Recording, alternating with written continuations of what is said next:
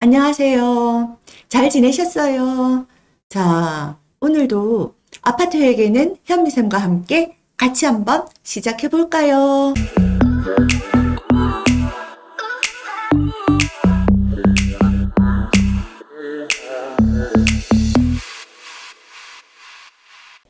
이번 시간에는 우리 아파트 회계 새내기들을 위해서 영수증을 전표에 어떻게 첨부하는지를 한번 알려드리도록 하겠습니다. 자, 우리가 해보는 거는 별 무리 없이 잘하는데, 처음 해보는 것들은 한 번만 보면 딱 잘할 수 있는데, 그 한 번 볼 기회가 없었던 거죠. 그래서 제가 오늘은 아주 간략하게 설명을 드릴게요. 자, 저는 미리 다 출력해왔습니다. 자, 이 중에서 우리가 전표에 대한 기본 세 가지 말씀드렸던 거 기억 안 나시는 분들이나 또는 오늘 처음 보시는 분들을 위해서 한 번 더 말씀을 드릴게요. 자, 아파트는 많은 전표들 가운데서 중요한 전표 세 가지가 있습니다. 하나는 뭐냐면 입주민들이 관리비를 납부하고 나면 우리 관리 주체에서 수납 처리하는 수납전표 하나가 있고요.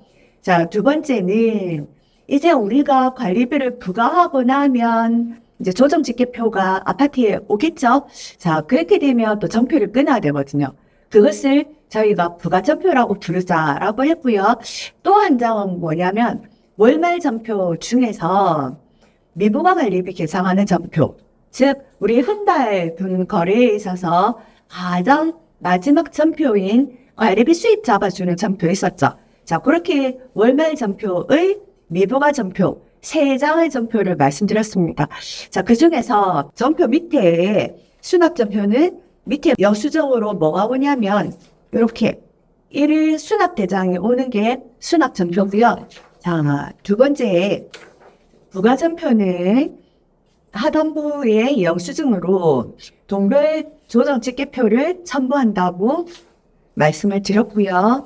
자, 마지막으로 제가 미부가 관리비 전표 있다라고 말씀드렸죠.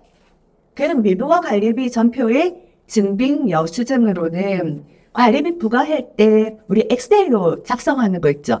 그 엑셀본에서 총괄표를 첨부하시면 되겠습니다.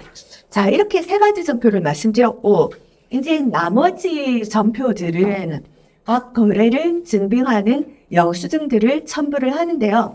자, 그 영수증들은 반드시 적격증빙으로 수치를 해야겠죠?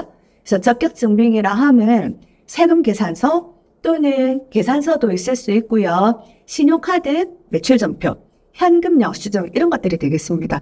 자, 우리는 이제 세금계산서나 계산서 같은 경우에는 상대방 업체에게 송금해줬다라는 송금 영수증도 있어야겠죠?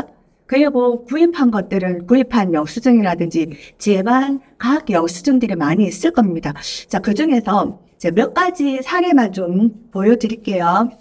우리가 이제 업체들의 이제 대금을 송금해준 케이스예요. 송금해줬을 때, 자, 이런 거래명세표를 바탕으로 해서 내가 송금했다라는 송금 영수증의 첨부가 되어야 되는데, 자, 보통 현장에서는 가급적이면 거래 하나에 영수증이 붙도록 하라고 제가 말씀을 드리지만 이 단지처럼 여러 가지 거래를 한꺼번에 전표 처리를 했다라고 한다면 영수증을 첨부를 할 때 가장 첫 번째 영수증은 요 윗부분을 풀칠을 해서 요렇게 첨부가 되어지겠죠?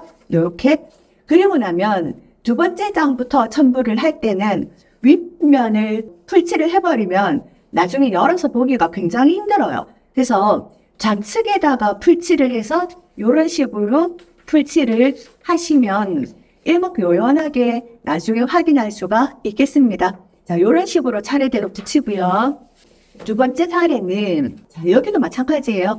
자, 이 사례는 뭐냐면, 자, 요즘은, 납부 고지서에 과거처럼 창구 그 직원들이, 은행 창구 직원들이 내가 이걸 수납했다라는 도장이 찍히지가 않는 거죠. 찍히지 않다 보니 우리가 근거 서류로 고지서는 첨부를 하고요. 자, 통장에서 그만큼 인출이 됐겠죠? 인출이 되었다고 이제 이런 영수증을 첨부를 하시면 되겠습니다. 그렇거나, 자, 무인 출금기에서 공과금을 납부하시는 분들은 거기 보시면 영수증 나오는 거 있거든요. 자, 그 영수증을 같이 첨부하시면 되는데 그 아이의 단점이 뭐냐면 시간이 지나면 색이 바래서 안에 내용물이 지워진다는 걸 알 수가 있을 거예요.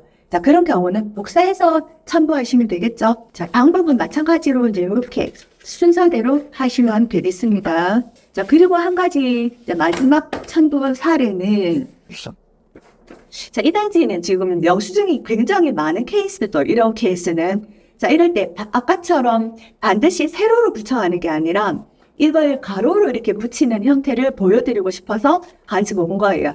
자, 이런 케이스는 이제 순서대로 윗면에 풀칠을 하되 자, 차곡차곡 하면 영수증 제가 현장에서 가보면 영수증을 왜 저렇게 붙였을까 안타까운 사례가 굉장히 많았거든요. 그래서 우리 새내기들은 이제 이해를 참고해서 이런 방법으로 처리를 하시면 아주 예쁘게 잘 하실 수가 있으실 겁니다. 자, 그리고 제가 마지막으로 한 가지 드리고 싶은 이야기는 자, 우리가 아파트 전표들은 모든 거래가 다 영수증 없는 전표가 없어요. 그런데 영수증이 없는 유일한 전표가 하나 있죠. 그게가 뭐냐면 월말 전표 중에서 관리비 부과를 위해서 비용 설정하는 분계들은 영수증이 없습니다. 그래서 우리가 프로그램에 들어가서 한꺼번에 출력 설정을 걸어 놓으면 얘처럼 이런 거래 하나가 얘처럼 이렇게 여러 장으로 나오는 경우가 있어.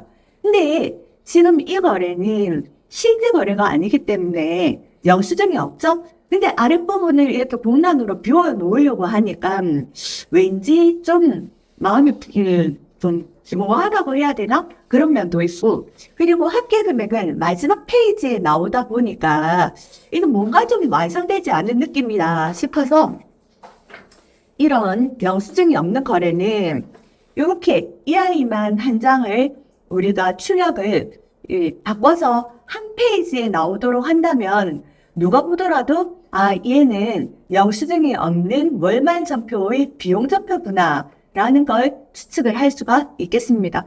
이렇게 한번 활용을 해보시면 훨씬 좋지 않을까 싶네요. 자, 오늘은 영수증 첨부하는 방법을 함께 알아봤습니다. 안녕!